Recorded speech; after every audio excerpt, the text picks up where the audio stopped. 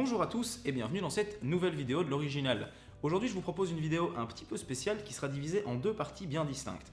La première que nous allons voir maintenant avec les bijoux ayant une utilité et la seconde concernant les anciens outils de bijoutier et pour la plupart méconnus. J'espère que le concept vous plaira, je vous souhaite bon visionnage à tous, c'est parti.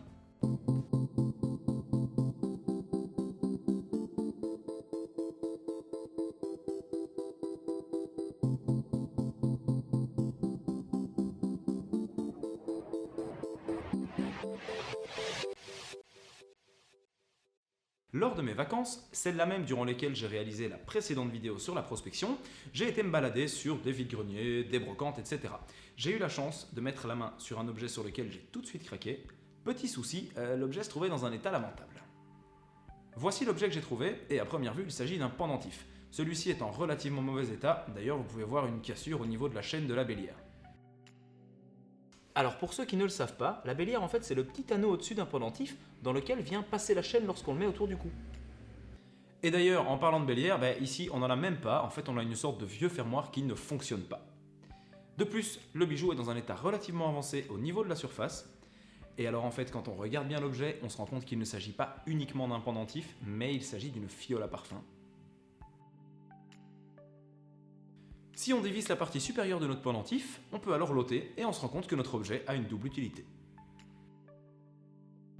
Alors, on peut aisément se poser la question du pourquoi se promener avec une fiole à parfum autour du cou alors qu'on pourrait simplement la mettre à la poche comme celle-ci que j'ai également trouvée sur un marché.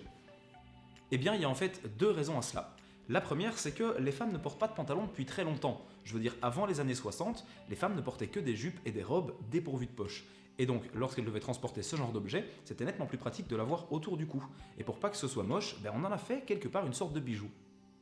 La seconde raison, qui est nettement moins évidente, c'est qu'à l'époque on allait régulièrement à l'église. Et alors les églises sont réputées pour provoquer des malaises chez certaines personnes. Alors balancé comme ça, cette rumeur semble un peu étrange, mais si vous demandez à quelqu'un qui fréquente régulièrement les lieux de culte, il vous dira que c'est effectivement le cas. Et donc notre petit flacon servait à abriter un parfum ou des sels, dégageant une certaine odeur assez forte la plupart du temps, qu'on reniflait discrètement si jamais on sentait qu'on commençait à partir en cacahuète.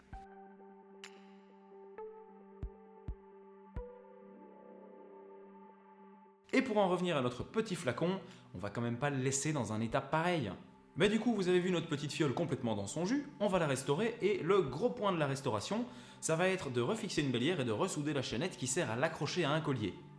Actuellement, ce qui fait office de bélière est en fait un ancien fermoir de chaîne de montre de poche. Inutile de dire que c'est pas vraiment adapté et de plus ça gâche un petit peu l'harmonie du flacon. On va commencer par retirer les différents éléments et remettre les chaînettes en place en reformant des petits anneaux qui la joignent à la fiole.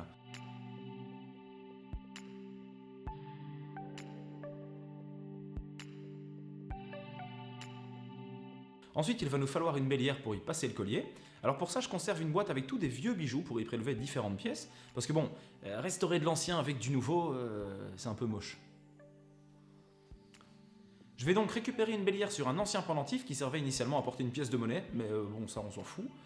Et je vais quand même prendre une partie neuve qui sera le petit anneau faisant la jonction entre les chaînettes et la bélière. Car si cette partie-là casse à cause de l'usure, le boulot aura servi à rien.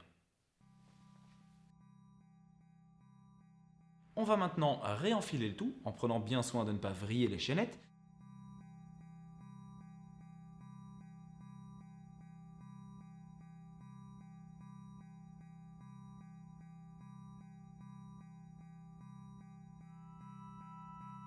Et l'étape finale va être de souder le petit anneau afin de solidariser les trois éléments.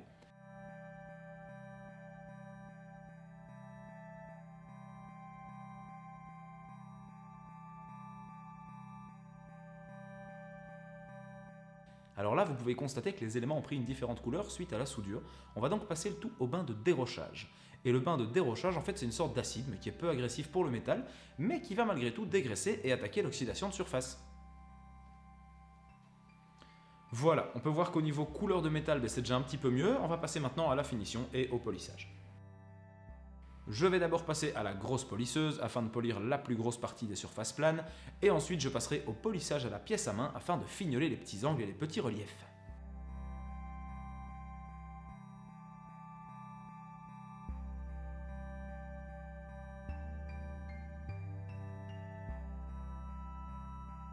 Je vais quand même faire attention lors du polissage à ne pas trop rentrer dans les creux, histoire de laisser une certaine patine à l'objet, histoire de conserver son caractère ancien et un peu authentique.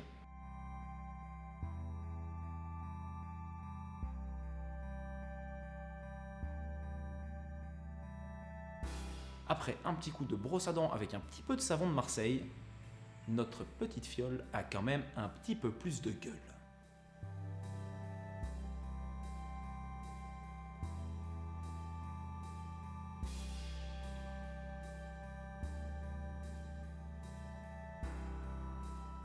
Alors voilà, ça c'est typiquement l'aspect de mon boulot que je préfère. Et parfois les gens me demandent quel est exactement mon métier. C'est pas tout à fait antiquaire, bon je suis artisan bijoutier mais pas que. Je devrais leur montrer cette séquence là pour qu'ils comprennent exactement de quoi je parle.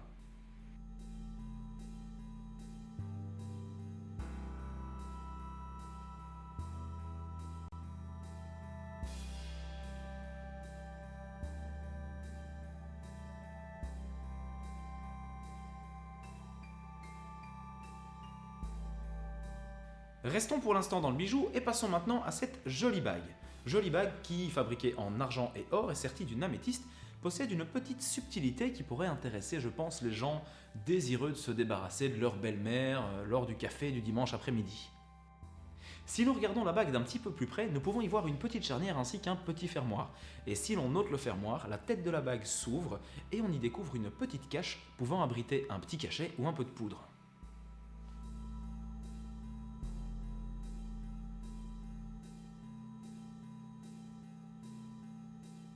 Voilà quand je vous parlais d'un bon moyen de vous débarrasser de votre belle maman adorée. Sinon au pire, vous remplacez le poison par un bon petit laxatif ou encore un petit cachet d'ecstasy. Alors là, je vous promets qu'après le café, pour la tarte, elle va être super en forme. Alors oui, je sais que ce type de bague est relativement connu et certainement beaucoup d'entre vous en avaient déjà vu. Mais je ne pouvais pas faire un épisode sur les bijoux utiles sans évoquer cette fameuse bague à poison, aussi appelée poissonnière. Ça, vous le saviez peut-être pas. Notre prochain objet a une utilité un petit peu plus pacifiste puisque nous entrons de plein pied dans le romantisme. Je vous emmène dans une époque où les hommes savaient se tenir et où l'on abordait les dames, ou plutôt les demoiselles, lors d'événements bien précis. Ah, on était loin du psst, hé, mademoiselle. Et là, je vous parle d'un temps que les moins de 60 ans ne peuvent pas connaître. Car, vous l'aurez compris, lors des bals, il y a de ça plusieurs dizaines d'années, lorsque les demoiselles accordaient des danses aux hommes, elles les notaient pour ne pas les oublier ou les vexer. Les femmes portaient donc sur elles des petits objets comme ceux-ci, qui sont des carnets de balles, servant à noter les danses qu'elles avaient réservées, et autour du cou, elles portaient un crayon à carnet de balles qui lui faisait office de bijou, et donc la plupart du temps réalisé en métaux précieux.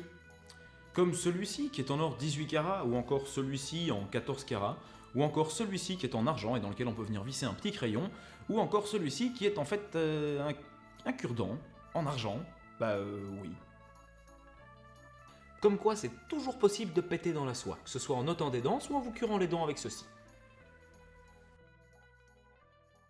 Et voilà, nous arrivons doucement à la fin de cette vidéo, alors partez pas tout de suite, j'ai encore 2-3 petites choses à vous dire avant de vous laisser vaquer à vos occupations. La première chose concerne les résultats du concours sur les alliances. Je sais que certains parmi vous n'ont pas encore reçu leur prix. Il y a des colis qui sont partis et qui ne sont pas arrivés, il y a des colis qui sont partis mais qui sont revenus. Donc contactez-moi via Facebook si vous n'avez pas encore reçu le vôtre, histoire qu'on puisse clôturer ça une fois pour toutes. Je dois aussi de plates excuses aux gens qui m'attendaient à la Rétro-Mia. Je me suis tout à fait planté de date dans mon agenda et donc résultat des courses, je pensais que c'était la semaine après la dite convention. Du coup, il était trop tard pour moi pour m'y rendre. Du coup, pour me rattraper, je vous propose de caler une date, on se donne rendez-vous dans un petit bar quelque part en fonction de là où se trouvent les gens et on boit un petit verre au calme, à notre aise. Pour ceci, je vous invite aussi à me contacter via ma page Facebook et me donner vos jours de disponibilité ainsi que les heures. Comme ça, je vois un petit peu pour contenter tout le monde, on essaye de trouver un moment où on se rejoint tous. Ça va être vachement sympa. Concernant la prochaine vidéo, ça devrait sortir d'ici 2 à 3 semaines maximum. Comme je vous l'ai dit, elle concernera les anciens outils de bijoutier méconnus. Et à cette occasion, je vais organiser un petit concours qui vous permettra de gagner quelques heures de stage dans mon atelier. Parce que beaucoup d'entre vous m'ont dit qu'ils désireraient mieux connaître le métier, du coup, je vous en donne l'occasion. A partir de maintenant, les vidéos devraient sortir à un rythme un petit peu plus régulier car j'ai un petit peu aménagé mon horaire. Mais d'ici à la prochaine, prenez soin de vous, je vous embrasse, ciao!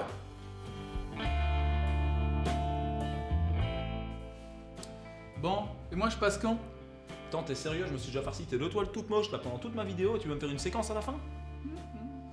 Bon, ça va, fais ton bise. Allez. Salut, moi c'est WillKitty1, je suis artiste graffeur. Si vous avez kiffé l'étoile derrière, vous pouvez aller liker ma page, les liens sont dans la description.